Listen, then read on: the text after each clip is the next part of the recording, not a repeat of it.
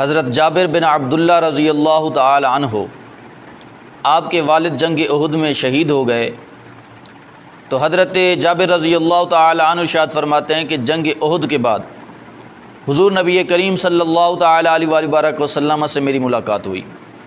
جب میرے کریم آقا نے مجھے دیکھا تو میرے پاک محبوب نے ارشاد فرمایا کہ اے جابر، خیر ہے، میں تیرے چہرے کے اوپر غم کے آثار دیکھتا ہوں، میں دیکھتا ہوں کہ تیرے چہرے کے اوپر پریشانی کے آثار ہیں، کیا مسئلہ ہے، کیا معاملہ ہے، کون سی ایسی بات ہے کہ جو تجھے پریشان کیے ہوئے ہے؟ تو حضرت جابر رضی اللہ تعالی عنہ عرض کرنے لگے، یا رسول اللہ صلی اللہ تعالی علیہ وآلہ وسلم، آپ کو معلوم ہے کہ جنگ احد میں میرے والد گرامی اس دنیا سے رخصت ہو گئے، جنگ احد میں وہ شہید ہو گئے، اور یا رسول اللہ صلی اللہ تعالی علیہ وآلہ وسلم جس دن وہ شہید ہوئے تو اس سے ایک رات پہلے میرے والد نے مجھے اپنے پاس بلایا۔ اپنے پاس بلانے کے بعد مجھ سے ارشاد فرمایا کہ اے جابر، تو جانتا ہے کہ میں سب سے زیادہ اللہ کے پاک محبوب سے محبت کرتا ہوں، اپنی ہر چیز سے بڑھ کر میں اپنے آقا کریم صلی اللہ تعالی علیہ وآلہ وسلم سے محبت کرتا ہوں، اور محبوب علیہ الصلاۃ والسلام کے بعد جس سے میں محبت کرتا ہوں اے جابر وہ تیری ذات ہے۔ سب سے زیادہ کہنے لگے کہ میں آقا کریم صلی اللہ تعالی علیہ وآلہ وسلم کی ذات پر اعتماد کرتا ہوں، اور محبوب علیہ الصلاۃ والسلام کے بعد اگر کسی کے اوپر اعتماد کرتا ہوں تو اے جابر تیری ذات کے اوپر اعتماد کرتا ہوں۔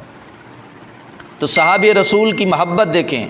حضرت عبداللہ رضی اللہ تعالی عنہ اپنے بیٹے کو ارشاد فرما رہے ہیں کہ اے جابر، میں سب سے زیادہ آقا کریم سے محبت کرتا ہوں، اور آقا کریم کے بعد سب سے زیادہ جس سے محبت کرتا ہوں اے جابر، آقا کریم کے بعد جو محبت ہے وہ تیرے ساتھ محبت ہے۔ ہر صحابی کا یہی حال ہے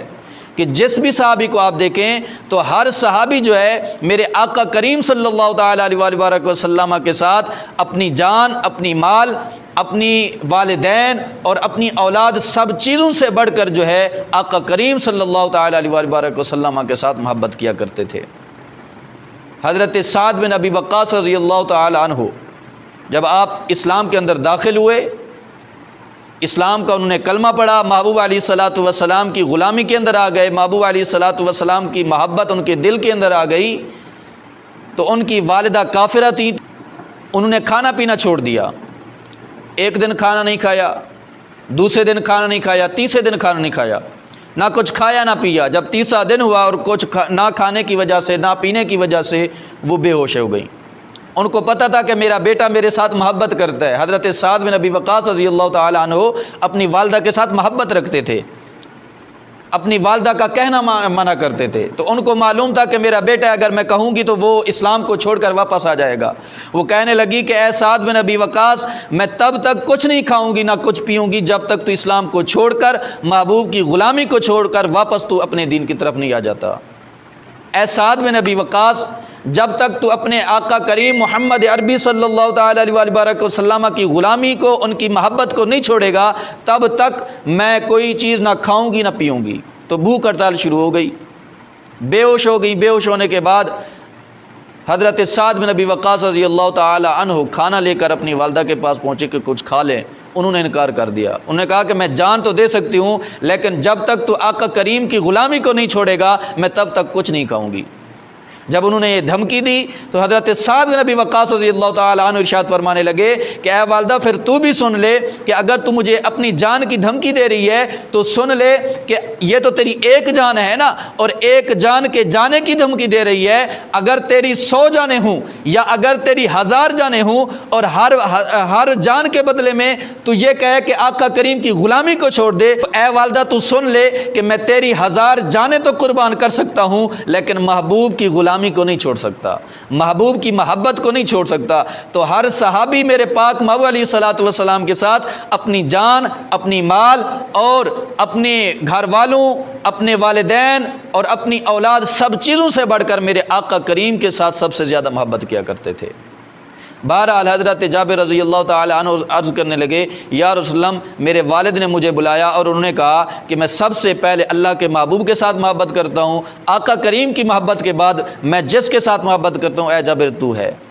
اور انہوں نے مجھے وصیت کی، انہوں نے مجھے کہا کہ اے جابر ما ارانی الا مقتولا فی اول من یقتل من اصحاب النبی۔ حضرت عبداللہ رضی اللہ تعالیٰ عنہ ارشاد فرمانے لگے کہ اے جابر کل جب میدان لگے گا جنگ احد کے اندر تو میں کل کے دن میں شہادت بھی مجھے نصیب ہوگی، لیکن شہادت بھی ایسا نصیب ہوگی کہ کوئی بھی صحابی پہلے نصیب نہیں ہوگا، شہید نہیں ہوگا، سب صحابہ کرام سے پہلے میں ہی شہید ہو جاؤں گا، مجھے ہی شہادت نصیب ہو جائے گی۔ آج تو لوگ آقا کریم صلی اللہ تعالیٰ علیہ وسلم کے علم غیب پر تان کرتے ہیں، لیکن وہ لوگ جو میرے پاک محبوب علیہ الصلوۃ والسلام کے دامن سے وابستہ ہو گئے، جنہوں نے میرے پاک محبوب کی غلامی کو اختیار کر لیا، ان کے علم غیب کا حال دیکھیں۔ ابھی شہادت کا دن نہیں آیا لیکن اپنے بچے کو پہلے ارشاد فرما رہے ہیں کہ اے جابر کل یہ تیرا باپ شہید ہو جائے گا، اور اس انداز میں شہید ہوگا کہ تمام صحابہ کرام سے پہلے تجھے تیرے باپ کو شہادت نصیب ہوگی۔ تو اللہ کے پاک محبوب کے غلاموں کا غیب کا علم ہے۔ بہرحال جب صبح ہوئی تو حضرت جابر رضی اللہ تعالی عنہ کے والد سب سے پہلے اسی میدان کے اندر شہید ہو گئے۔ عرض کرنے لگے یا رسول اللہ میرے والد گرامی شہید ہو گئے اور مجھے وصیت کی، انہوں نے وصیت یہ تھی انہوں نے کہا تھا کہ فلاں فلاں شخص کا میرے اوپر قرضہ ہے، اور میرے گھر کے اندر تیری بہنیں بھی بیٹھی ہوئی ہیں، تو میں تجھے وصیت کر کے جا رہا ہوں کہ میرے اس دنیا سے رخصت ہونے کے بعد، میری وفات کے بعد، میری شہادت کے بعد، ایک تو نے میرا قرض اتارنا ہے، دوسرا اپنی بہنوں کی دیکھ بھال کرنی ہے، میری بچیوں کی دیکھ بھال کرنی ہے۔ تو یا رسول اللہ ایک تو میرے والد گرامی کا وفات کا مجھے غم ہے، اور دوسرا اس کے بعد جو ہے میں اپنے والد کا قرض ابھی تک نہیں اتار سکا ہوں، اس کا کوئی راستہ مجھے نظر نہیں آ رہا، اور یا رسول اللہ اس کے علاوہ جو ہے میری بہنیں میرے گھر کے اندر بیٹھی ہوئی ہیں، وہ میری ذمہ داری ہیں، میں ایک نوجوان سا نا تجربے کار آدمی ہوں، تو اس لیے میرے چہرے کے اوپر آپ کو پریشانی کے آثار نظر آ رہے ہیں۔ میرے آقا کریم صلی اللہ تعالی علیہ وآلہ وسلم نے حضرت جابر رضی اللہ تعالی عنہ کو دلاسا دیا۔ محبوب علیہ الصلوۃ والسلام نے ان کی دل جوئی کی اور ارشاد فرمایا کہ اے جابر کیا میں تجھے خوشخبری نہ سناؤں، وہ خوشخبری جو تیرے باپ کے متعلق ہے، وہ خوشخبری کہ اللہ رب العزت نے تیرے باپ کے ساتھ کیا معاملہ کیا ہے، اللہ رب العزت نے اس کو کس حال میں رکھا ہے، کیا میں تجھے یہ نہ بتاؤں کہ تیرا باپ کس حال میں ہے؟ تو عرض کرنے لگے کہ یا رسول اللہ کیوں نہیں؟ تو میرے آقا کریم صلی اللہ تعالی علیہ وآلہ وسلم نے ارشاد فرمایا کہ اے جابر جب بھی اللہ کا کوئی نیک بندہ اس دنیا سے رخصت ہوتا ہے، اور اللہ رب العزت اپنے نیک بندوں میں سے جب بھی کسی کے ساتھ ہم کلام ہوتا ہے، جب بھی اس کے ساتھ کلام فرماتا ہے، تو میرے پاک محبوب علیہ الصلوۃ والسلام نے ارشاد فرمایا ما کلم اللہ احدا قط الا من وراء حجاب، اللہ رب العزت جب بھی کسی سے کلام فرماتا ہے تو خالق کائنات حجاب کے بغیر کلام نہیں فرماتا، حجاب کے ساتھ کلام فرماتا ہے۔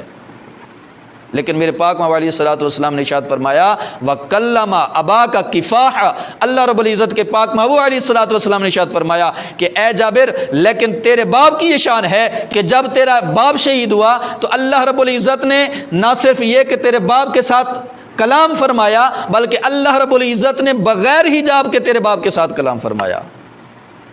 آج تک اللہ رب العزت نے، میرے پاک محبوب علیہ الصلوۃ والسلام ارشاد فرمانے لگے کہ آج تک کبھی بھی اللہ رب العزت نے بغیر حجاب کے کسی کے ساتھ کلام نہیں فرمایا، لیکن اے جابر اللہ رب العزت نے تیرے باپ کے ساتھ بغیر حجاب کے کلام فرمایا، تیرے باپ نے اللہ کا دیدار بھی کیا اور اللہ رب العزت سے ہم کلام بھی ہوا۔ تو عزیزان مکرم جس دنیا سے جو شخص شہید ہوتا ہے تو اللہ رب العزت اس کو دیدار بھی اپنا کرواتا ہے، اور خالق کائنات جو ہے اس کے ساتھ ہم کلام بھی ہوتا ہے۔ تو یہی وجہ ہے کہ شہید جب اس دنیا سے رخصت ہوتا ہے پھر اللہ رب العزت کے دیدار اس کو نصیب ہوتا ہے، اور اللہ رب العزت کی ہم کلامی اس کو نصیب ہوتی ہے، تو پھر اللہ رب العزت کی مقدس بارگاہ کے اندر یہ دعا کرتا ہے، یہ تمنا کرتا ہے، یہ آرزو کرتا ہے، یہ خواہش کرتا ہے کہ مولا مجھے دوبارہ دنیا کے اندر بھیج دے تاکہ دوبارہ میں تیرے راستے کے اندر اپنی گردن کو کٹواؤں اور دوبارہ تیرا دیدار بھی کروں اور تجھ سے ہم کلام بھی ہوں۔